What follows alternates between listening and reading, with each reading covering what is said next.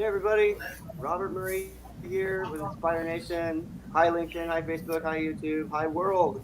We're having another weekly rundown with Thomas Queter, my buddy up on the top right. He's running for Senate, New York Senate District 52. Amazing guy. I like to catch up with him once a week for half an hour or more or so, just to get what's going on. So, and we also have our friend Jacob here. Jacob, he's new to the show, but he didn't even realize he was coming on. He thought he forgot. So he's here though. He's gonna help us talk away. And so Thomas, how you doing?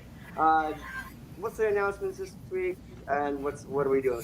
How's it going this week? Well, I'm going to start with uh, the national convention coming up in May. Jacob, you got a lot of Okay. background noise. Any way you can turn that down?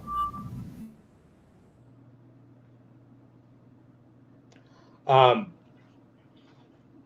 so the state party here in New York has um, proposed a rubric, a means of deciding who is going to be a delegate to national. That rubric is expected to pass, and if it does, I'm pretty much a shoo-in to be a delegate. Yay! Um, Now, I'm very big in being informed with our electoral politics.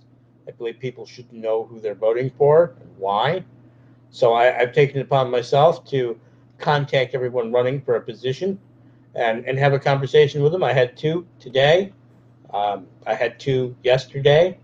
I've got two more on Wednesday. And as more people announce for various positions, I will contact them as well because I want to know who I'm voting for.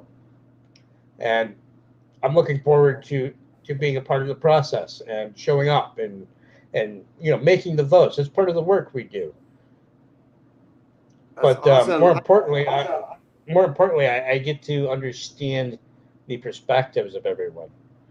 Hey, Bill, how you doing?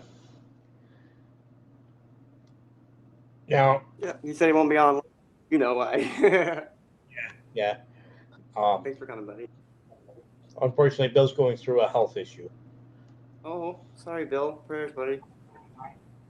I think he'll pull through though. He's a tough guy. Okay. Um, So that's interesting. That's what I've been doing, and what I'm taking on over the next few months, bit by bit, is make sure I know who I'm going to vote for. I do represent New York, right? I might as well be an informed voter. Absolutely. I'd like to hear what Jacob thinks of that. Jacob, have you ever been involved with the LNC or being a delegate? I actually have not. I I am a member of the Minnesota LP, and I do time to time hang out with some folks from there. But I mean, honestly,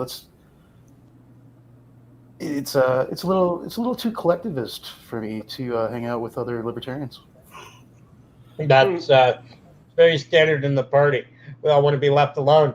I want to run for office and win so that I can leave people alone. That's my goal as a libertarian. And that's exactly why I support you. Thanks for being here, Bill.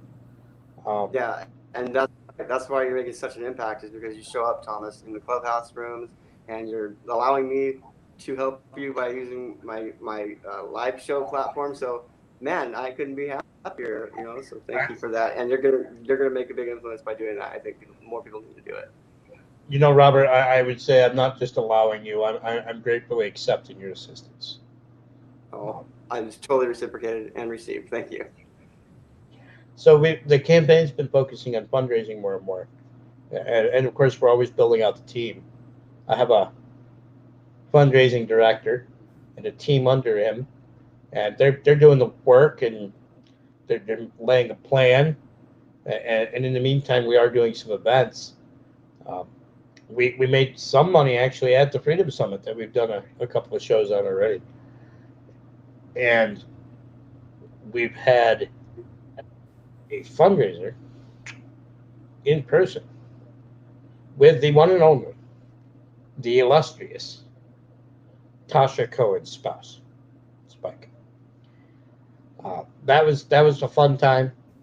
That's the one, and that's the Yeah, toothbrush that we're going to talk about here in a few minutes. yeah. Whenever you talk about it, I'll pull the picture up. So, I had an interesting week that week. My van broke down, so we had to get a rental. My supporters crowdfunded that at $1,000 for a 5-day rental for the summit and the. Oh, you're welcome, Bill. Thank you for everything you do. So the van for 5 days covered both the Freedom Summit and the fundraiser the following Tuesday, and people just organically, voluntarily started sending me the money for that. That was amazing. So not only did the van break down, we had to have the rental, but the morning of the fundraising event with Spike Cohen, my power wheelchair decided to break down. And normally Spike Cohen is saying, I'm not the power, you're the power. And he's telling everybody to get motivated. He's telling everybody to do the thing, right? To get involved, to vote appropriately, to be informed, to be a libertarian. I noticed a lot of outreach. I noticed a lot of people getting involved this last couple of weeks. I mean, everything from fundraising for your friend Russell and Bill and then Spike coming into the room and fundraising, helping you fundraise for your campaign. And man, it's just great. I love being part of the community. It's like family. It's amazing. I couldn't wish for anything more.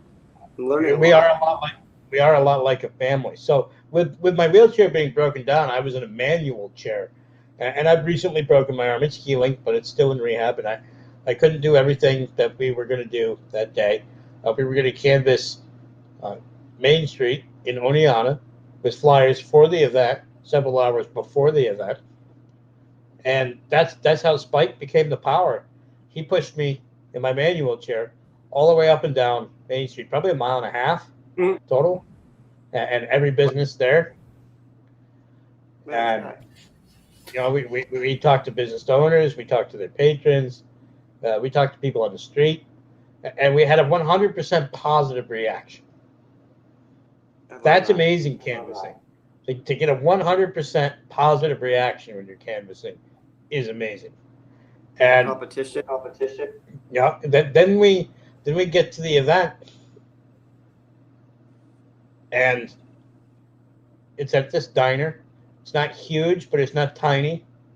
And we packed it. We had over 50 people show up. That was amazing. We raised over $700. And then just this past Saturday, we had an online event to raise money with Spike for about 90 minutes. We raised over $400. We actually raised, and this is funny, I'm kind of a math geek. I love to break out the calculator. We raised $5.28 a minute for that hour and a half. Oh, which is amazing. That's almost happened.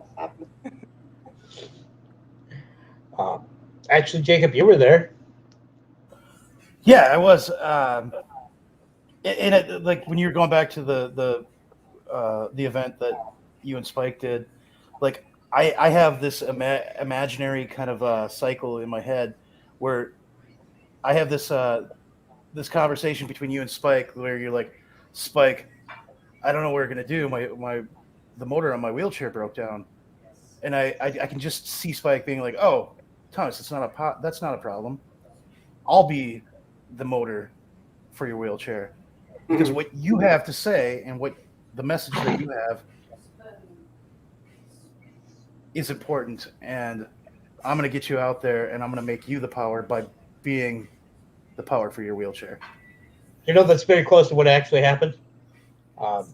With the situation that I was in, I of course, jumped to the manual as the option. I'm not one to quit. No, there's no quit and queter, right? And I was prepared to go manual. I had volunteers. I knew I had a handful of people around me, and I made the phone call to Spike to let him know what was going on, so he wasn't freaked out or whatever when he saw me in a manual chair. He knows how important this power chair that is now working, by the way, is to me in my life. And as I was telling them, and he's saying, it's going to go forward. We're still going to do this. You got to realize this is the day. He was on the road, on the way to show up for canvassing. And immediately Spike just bursts out, "I'll push you." You know, so it's almost exactly the way you described it. He volunteered very, very vehemently, very, very avidly to push me around town. I mean, how many people get to say they've been pushed around by Spike Cohen? That really shows amazing character there. Yeah. So I I want was to go in that back to the room. wheelchair Yeah. Go real ahead. quick. The wheelchair was fixed by another libertarian. This wheelchair has been crowdfunded to be purchased, created, and shipped from Texas, modified for my needs, and then 3 times now it has had a minor breakdown to the libertarian fixed on the spot. Through the systems, you might wait 6 months for that kind of thing. Who fixed it? Was that David? David Fight, my fundraising director. Oh, Yep. we might get him on the show sometime too.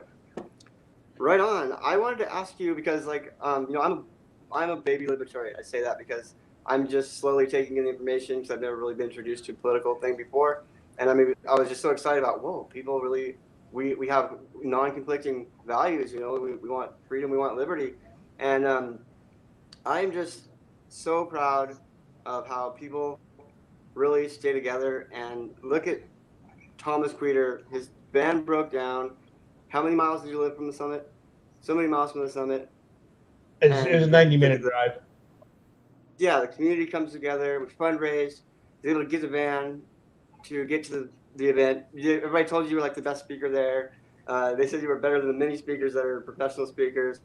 And I think it's because you speak from the heart, you speak truth, Thomas. You're just speaking how it is. And that's what people want, a real good, transparent, authentic person that's not afraid to get on the camera, even in a sloppy show like this. I mean, I love it. I'm here because, that's the best way to do it is just exposure to a good thing.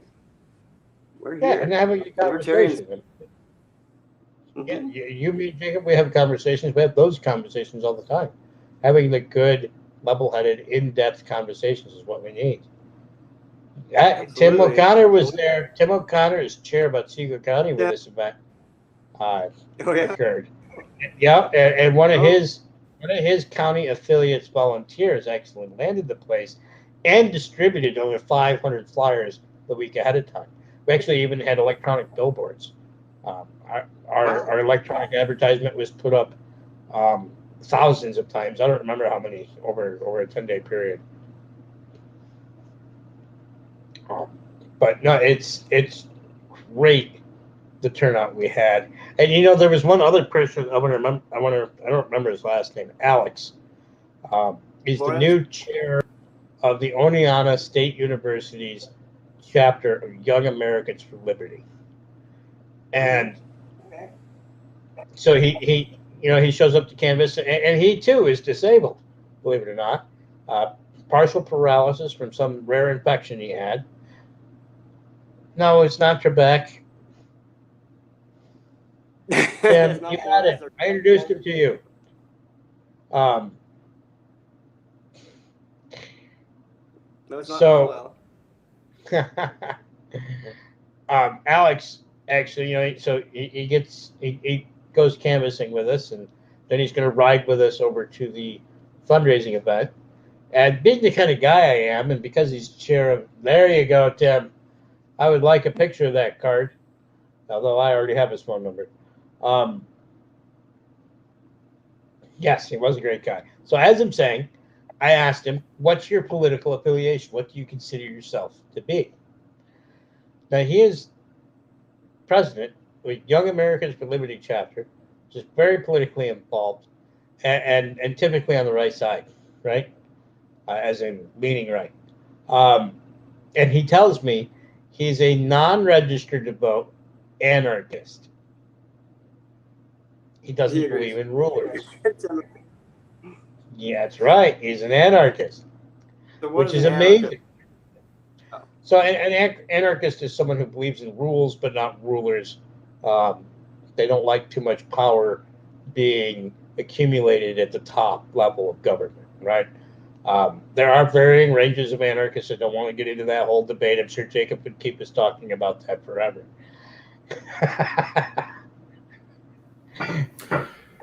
Yeah. Jacob's very astute on his anarchy. Well, the weird thing about myself is, so I think I started my libertarian journey as a classic liberal, and I identified with people like Austin Peterson, but then I got into an internet fight with a certain person named Eric July, and he told me to read Anatomy of the State, and philosophically, yeah, absolutely anarchist. Um, at at least a very, very severe minarchist. But yeah, government is inefficient. There's no actual human action. Many libertarians feel this way, and we feel, like you said, either minarchy, extreme minarchy, or anarchy, and the reason is that we pay for government action. Everything is tax funded, and if there's a poor return on what you invest in, which that's what it is when you pay taxes, you're investing forcibly, then it's inefficient. I mean, you wouldn't buy stocks that are going to lose value tomorrow, right? So why do we continue to support a government institution when we know it's going to continually take more than it gives back? That's a bad investment. To me, anarchy is small steps, right? I hate to use the word, Jacob, try not to hate me, but I consider myself a pragmatic anarchist, meaning that I don't believe in very quick changes or very strong changes or light switch changes. I'm not going to turn off welfare in one swoop. That would cause huge problems. People would die. It would hurt people. So what I choose to follow is steps towards anarchy, small ones that we can all accept, and in a manner that causes no harm. I don't want to seek policy. I don't want to write policy, and I'm sure as hell will not vote for policy if I believe it will cause people harm. There should always be options that don't cause harm. Jacob, you're probably very familiar. Yeah, you do have to Google the word. But you're probably very familiar with the fact that libertarians believe that good ideas don't require force. And that's where it's at. Good ideas don't require force. I'm going to talk about something interesting that happened today. I got a letter today. It was anonymous, and so it's not verifiable. But the letter states that the writer of the letter was harmed by the vaccine and almost had a car accident over a spell, went to the hospital, and the government overreached it, shut down our hospitals, and reduced our hospital staff. He was waiting forever and eventually kicked out instead of actually being seen. And then he was still charged. He was still charged for not being seen. Apparently, his neighbor went through something similar, and a friend of his also went through the same kind of spell and then died. Now, I am not an anti-vaxxer. I'm typically a little more pro-vaccine. I like technology. I like medicine and healthcare. What I don't like, though, is force. We know, based on the numbers from the CDC and the vaccine makers, that there's an injury rate for every single vaccine ever made. There is. And so it has to be about transparency and honesty. Yes, that's absolutely, it should be presented to the table. But they should be presented to the table honestly. They should be presented very honestly. And a lot of the messaging that we've seen over this has not been very honest. And it's not been. And mandates, right, that tell people who they and or their doctors may actually know a vaccine can harm them, that they're going to be burdened or otherwise harmed or maybe put out of a job or not allowed to go places because they can't survive taking a vaccine. This is why we believe in bodily autonomy. Our choices should be our own. And Absolutely. no one who is unvaccinated is going to harm someone who is vaccinated. That's not how it works. Exactly. Yep. And for myself, I sometimes, especially in libertarian circles, I get a little conscious of myself. I have received all 3 rounds of the Pfizer vaccine. Or I use the word vaccine loosely. Um, It's an but important topic. I have received 3 inoculations, and for me, I just had to do the math. So I just want to address Maria real quick. She said that's not good. She's pro health for all. I'm also pro health for all, which means not forcing things that would hurt people. And I want to clarify that because exactly. it's very hard to have this conversation sometimes. People are quick to assume that you're anti-vax. No, I'm pro information. I'm pro transparency, and Yep. I'm definitely pro not hurting people. And I Yep, really and that- appreciate Yep. having that comment. I Yeah, mean, and Tim, exactly. absolutely. Tim is 100%. If you are informed and know what's going on, it's perfectly fine for you to decide to accept whatever risk may or may not be there and get the vaccine or whatever medical procedure. Um, I'm a disabilities advocate, and I'm aware of a slogan that came out of a situation where those who had minds and could communicate, but it was difficult, they needed some kind of interpreter or device, often at their medical appointments, they were treated as if they couldn't communicate. And so the slogan is actually never for me, without me, meaning that you need to be included in your health decisions. I mean, that's a disability rights slogan, and they're taking that away from everyone. Yeah, that's right. And on this note, I just want to just clarify the audience. So hi Alice. I'm not vax, so I'm not anti-vax. So I just want to clarify that we all. I'm not going to speak for everybody fully, but we as liberty-minded people, we are not pro-vax or anti-vax. We are pro-choice and pro your safety and pro um, uh, uh, sorry, Pro when you can liberty. see it. Yeah, pro Yeah. liberty, but when you can see it, Yeah. what's that word? When you're let in on it. Gosh, I'm having a brain fart, but yeah. So we want to know Yep. the I truth. see Ken's trying to make us get to the point. Yeah, I know. I'm getting the point. Hi, Ken. How's it going? We'll be talking about that in a minute. Yep, the tune special will be coming up here in a minute for sure. Yeah, exposure, authenticity. What do you call that when you're being not authentic or exposing, but you're being transparent? That was the word I was looking for. Transparent, Being honest. transparent. That's what we're doing here. That is exactly what the FDA and CDC is not doing. They are not being transparent. In fact, they are putting much of our tax dollars in to hide the truth.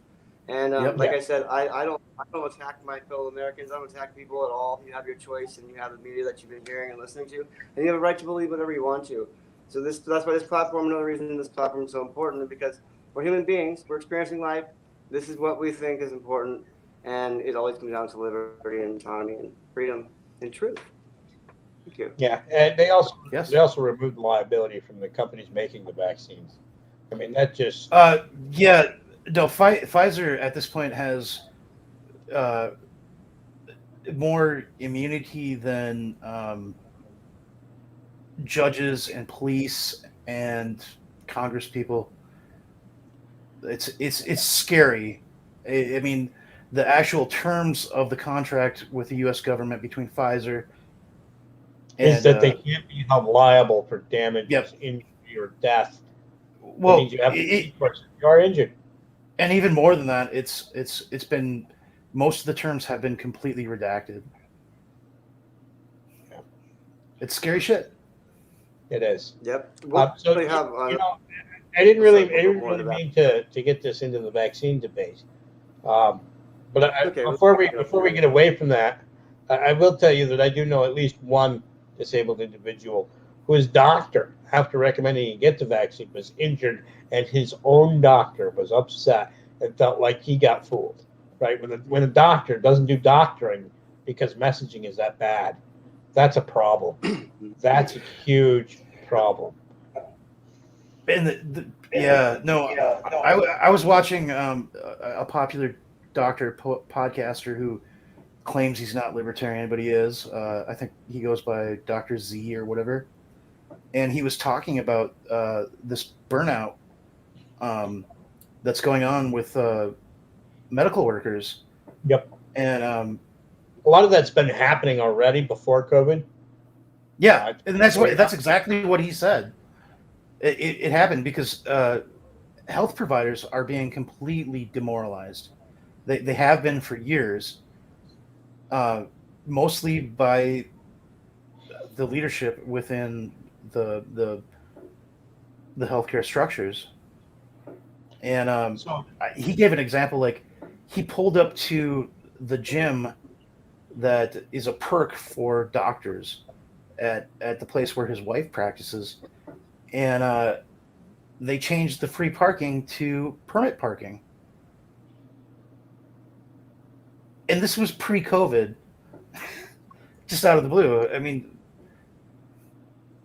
yeah, I mean, obviously, Thomas, you know that our healthcare system is broken. Yeah.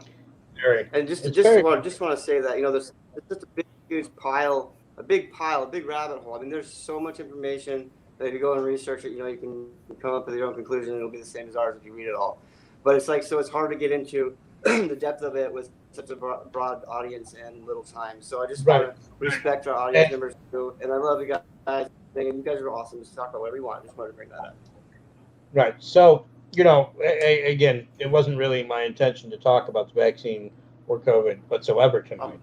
We're talking about my campaign, what we've been doing, what we're going to do. Okay. And Jacob here has actually spurred on the next thing we're going to do. Robert, you've got a picture to put up there. Oh, yes, I do. Let me get that. What do they wonder what it's going to be? Is it that one? We'll have to hide you for a minute. Me and Jake can go like this. So Jacob is offered this toothbrush signed by the one and only Vermin Supreme and the one and only Spike Cohen to raise funds for my campaign. We're going to be doing that this Saturday at 7 p.m. on the Clubhouse app. If you follow us, we'll all be sharing the link. I do believe Robert has the link and can share it. If not, I'm going to send it to him. And yes, so what link again? Just go ahead and send it to me. Are you still an administrator on this StreamYard? If you are, you can just put it right on the banner. But you can just send it to me. I'll put it up there. Yeah, I'll send it. Okay. I have a couple links here. So Jacob, what inspired you? Why did you want to offer this extremely rare, soon to be very valuable, thanks to inflation, toothbrush? Yeah, so here's the deal, folks. I was personally born with essentially perfect health. I'm completely ambulatory. And I've wasted that health at every turn. I see a guy like Thomas Queter, who has 3 strikes against him, but he's done more with his life than I could ever hope to. And I have 2 small children, and I fear a world where the Democrats and Republicans continue to screw this world up. I am desperate at this point for a guy like Thomas Queter, with the character that he has, to be in government, to make government tolerable. So yeah, I have a prized possession given to me by the one and only Spike Cohen, and it's a toothbrush signed by Vermin Supreme and himself. And I know it's a stupid toothbrush, but I love this toothbrush. And if I can sacrifice that, a little bit of what little material possessions that I care about in order to advance something so pure and good, like Thomas Queter fixing the New York State government, that's what I want to do. Because if I just make a little bit of a difference, I know when I'm on my deathbed, I can say, hey, I did something good. Thank you, Jacob. I really appreciate it. We have a lot of Berman Supreme fans. Berman Supreme's run for the nomination of president actually brought in a lot of people to the Libertarian Party this year. And our friend Robert here doesn't know a whole lot about Berman Supreme. But he does have a picture of Berman Supreme that we should probably show the audience. Oh, sure. It'll take just a second.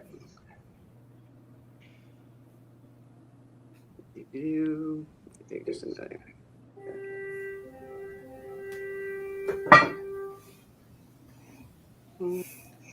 Going on a hunt? Here he is. No, right. Okay, I'm gonna add it. I had to pull up to the screen to. I'm here. It's just adding a picture right now, and it should be popping up right there. There it is. Right. Look, we're here with Vernon. The one and only Vermin Supreme. All hail the boot lord. And, did you make a statement about making it illegal to not brush your teeth, right? That was a joke. Jacob, That's it. you're probably better to explain. What is Vermin Supreme? Why does he wear a boot on his head? And what did he do this year in attempting to run for president of the Libertarian banner? Was that a question for me? Yes. Oh. So my take on Vermin, and I remember him from the 90s, just being just a total protest candidate. What he did in 2020, what he attempted to do, was wonderful because he still kept that tongue-in-cheek sort of sarcastic thing, but it was really beautiful because if Vermin Supreme is anything, he's a professional clown essentially, and he was running against two absolute horrible clowns, and that's why I supported him, because he actually had good ideas. I mean, we can talk about free ponies and whatnot, but if you really dug down and listened to him speak, he just wants a better future. He wants people to be free, and he wants people to have free ponies, and all ponies to be free, of course. But the whole juxtaposition between him actually being a professional clown against two professional clowns. Well, yeah, ridiculous clowns. That was the attraction for me. And then when Spike came on board, I mean, yeah, it was a no duh. And yes, I'm sitting in my bathroom. Ken. Nice and quiet. I recommend perhaps, Ken, that you wipe your eye. So my take on Vermin is similar. As Jacob alluded to, he's run for president many times. And actually, he's run under several parties. Every time, he makes fun of the party that he's running for. He tears them apart satirically. Everything is a joke about the party he's running for. Until he ran for the Libertarian Party. When he ran for the Libertarian Party, he continued to make jokes about the other parties. The did not make many jokes about libertarians that libertarians weren't already making about themselves. And he did promote the party, and he stuck to party principles. In fact, in the debates, most of his responses, you see, I'm gonna backtrack a little bit. He brought in a lot of young people to the party. He's got a lot of young people looking at it, right? So in the debates, not only did he simply answer by reading from the party platform, the statement of principles, but he announced that that was what he was reading for every time. So all of those young eyes were learning about Libertarian Party statement of principles that you can find at lp.org/platform. If you go there, you will see the statement of principles. Now, Yeah, it just to add. Oh, go ahead. I'm sorry. So to me, he's educating, and he's opening people's eyes, and he's getting attention, and he's letting everyone know that there are more than two parties. And that's one of the biggest things that Libertarian Party is for, is to open up people's eyes, to make them look in other directions, to stop the insanity, the definition of which is doing the same thing over and over again, expecting a different result. And you know, maybe it's time for something new. You know who hasn't screwed up this country as an elected official? Libertarians. We've never done it. We have never screwed up to the extent that the Democrats and Republicans have screwed up. Jacob? Oh yeah, I was just going to add. So, actually, so I'm a middle-aged Gen Xer, millennial light maybe, but and I live in Minnesota. I grew up in Minneapolis, which is an extremely liberal area. And the cool thing about Vermin was he actually could, to some degree, pull liberals and progressives into a libertarian ideology. And my proof for that is I was actually able to get Vermin an interview with my friend who's a DJ on a community radio station based in Minneapolis that has a large progressive following, and there was some positive response. I mean, the guy's just a legend, and he is a unique part of history. And so is the toothbrush. Right? Tim's got a point. Tim has a real point. In New York, you really can't find anyone worse. No, I mean, couldn't do worse than what we have. Did I say that wrong? No, the point is, we've been electing the same people. Often you see the same person in the same seat for decades, for as long as term limits allow. And you'll see them move up the chain, and they'll continue to do nothing. You know, the Republicans will run on lowering taxes, and they'll win the seat, and then they'll immediately start raising taxes, and then they'll run for a bigger seat on lowering taxes, and then, you know, they'll just continue to raise taxes. And Democrats will say they care about social issues, and yet they won't do anything about qualified immunity or the drug laws. I mean, in New York, they're in power. They're in power, and they've been in power, and they're not doing what they say they'll do. Libertarians are here to make Democrats better Democrats, to make Republicans better Republicans. Because if we stand on principles, then they have to. Absolutely. Yeah. So let's get the Bill de Blasio's and the Andrew Cuomo's and the AOC's out of New York and national government. Let's get Thomas Queter in. It's time for Thomas to have a chance, because he's demonstrated, and forgive me for saying this, but as a crippled person, he is more capable than any of them. I have to agree. That's right. So, you know, and that's why we're here. That's why Jacob offered this rare and beautiful toothbrush. And, you know, I have to go soon. We all have to go soon. The show is coming to a close in a few minutes. Let's reiterate. We're going to be auctioning off this rare and wonderful toothbrush at 7 p.m. on an app called Clubhouse. We will be showing or sharing the links around. You can find it. I'm sure Robert's going to put it under this video post, and you can Yeah, I'll put it comment. in the post. Yep. Right Definitely. now, Jacob, when you brought this up, you had a number in mind. So, yes, for me, I have to go pee.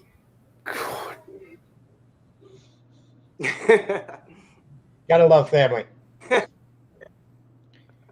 We all have family. That's about radiating real. That's what it's about being transparent. I mean, we all have families. We all have lives. I'm taking the time out of it to encourage those that are making a difference. Jacob, Because as tell I'm your wife here, you said hi. was that you or your wife? oh boy, that was my wife. Your wife is now in Yeah, I was hiding in the fertilizer. bathroom because I have a family and they're kind of loud. That happens. Yeah, well, yeah, Congratulations. that was Yeah. fun. Very adorable. I have kids. So yeah, so my thing is this toothbrush. I know it's a damn toothbrush, but it is near and dear to my heart. So we were on Clubhouse and the initial one of the initial fun, and I was like, you know what? I'll throw in my toothbrush if somebody gives Thomas $1,000. I know that's steep. I know. We had So that's my good donation. ideal. At least one. At least 1 million. I'm sorry. Tim says at least $1 million. At least $1 million. Well, I know Tim's got $1 million to spare. Oh, really? Yeah, right. No. I think I've got like 350 million Shiba Inu, but that's roughly worth $70. So yeah, You guys can. my whole thing is like, So go ahead, Jacob. I'm sorry, go ahead. Go ahead. I just wanted to just really quickly. I just wanted to just let people know, just so they can keep up on it. You guys can go to the tom52.com. tom52.com. It's in the ticker down there. Really easy. Go to his website. You can donate to that, or you can also go to tom@tom52.com for his email, and you can get a hold of him with the email. As well as I'm going to be putting some links in the post, so stay tuned on that. I'm on my iPhone, so I can't do it right this second, but I definitely hit me up, hit any of us up, and yeah, about the Clubhouse too. You guys can come on Clubhouse and join the LP Liberty Talk Radio. I will also put that link in there anytime. It doesn't have to be during the fundraising event. You come hang out, meet the crowd. That's all. Go ahead, Jacob. Oh, absolutely, do it. Yeah, we're going to auction off Jacob's toothbrush. Jacob, you said you wanted $1,000 for it. That would be the idea. Okay. So how do you feel about starting lower with a reserve of a total of $1,000? Because if someone donates $100 and then someone donates $200 and then someone donates $300, by the time someone donates $400, that is a total of $1,000. How do you feel about that? Yeah, I'm totally open to that. The basic idea is I'm trying to sacrifice something that I really care about in order to help someone that I think can really help a lot of people. So you really want to help, and you really want to give something that someone will cherish, and I think that's worth. Let's say that happens that way. That's worth $400, and we'll make sure that the reserve is at a total of $1,000. So you do have to donate to bid, and you'll be supporting my campaign either way.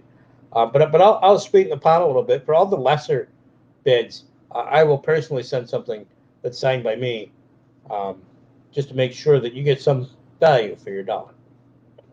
Yeah, and also no value is too little. I mean, if you just have enough for buy some coffee, or you just have enough for a gallon of gas, so even $20, it helps the campaign. So that's how we're moving forward, because we have a lot of regulations. It's hard for us to get on the ballot, right, Tom? It's tough. It's tough for libertarians. We don't have the exposure, and it takes a lot more regulations on us. At least that's what I've heard. Of course, I'm still learning. Some of these are like questions. I'm gonna get 4,500 signatures in a 6 week period this weekend, or not this weekend, 6 week period this weekend, this spring. But I have an extremely experienced petitioning coordinator. I have a good staff. I have more paid staff now than I did through the entire campaign last cycle, and I did very well last cycle. So I am taking my experience, I'm taking my best volunteers, and I'm taking the connections I've made, and I'm taking what I now know, and I'm going forward. You know, I had over 13,000 votes last cycle at 12.4%, the best performing libertarian on the libertarian line in New York in 2020. There's no way that I'm not going to run again. So, you know, $5 is $5, and it all does something for the campaign. Um, you know, at 10,000 would cover paying for my campaign manager and assistant manager for the entire campaign. 5,000 would cover all of our electronic infrastructure, every service that we need to purchase for that for the year. $50 is enough in gas money to help me reach 500 people. And that's how I got the numbers last year, by the way. I do the work. I don't sit at home. 4 or 5, 6, or even 7 days in a week last cycle, I was on the campaign trail. I was on the road. I was meeting constituents. If I wasn't canvassing business districts, I was canvassing residences.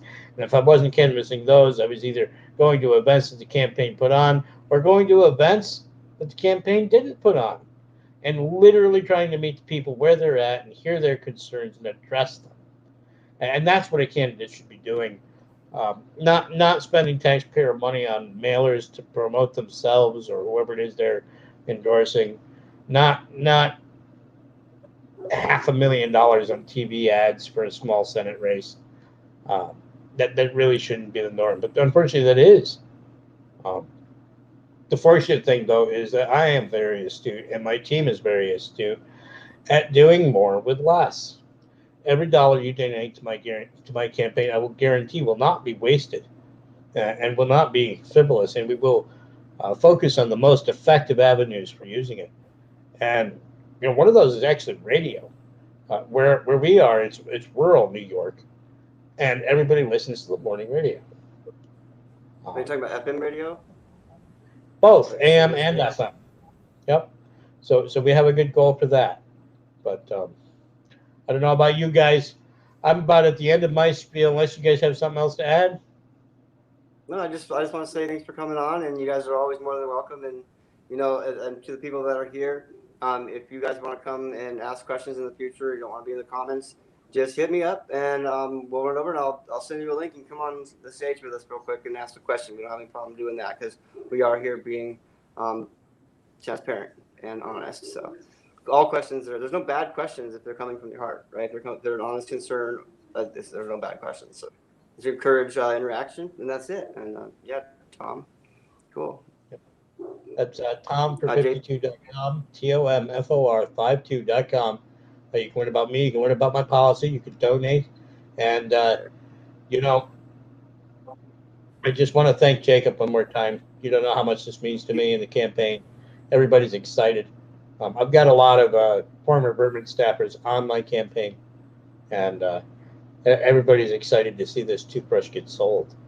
So it is possible that you could own this rare and valuable item for as little as $400, as long as there's also a $100, $200, and $300 bid before it. So that's where we're going to go. Hi, family. Oh, the actual one? Oh, look at that. Yeah, Spike sells those pictures everywhere he goes. Cool. She comes in and saves the day.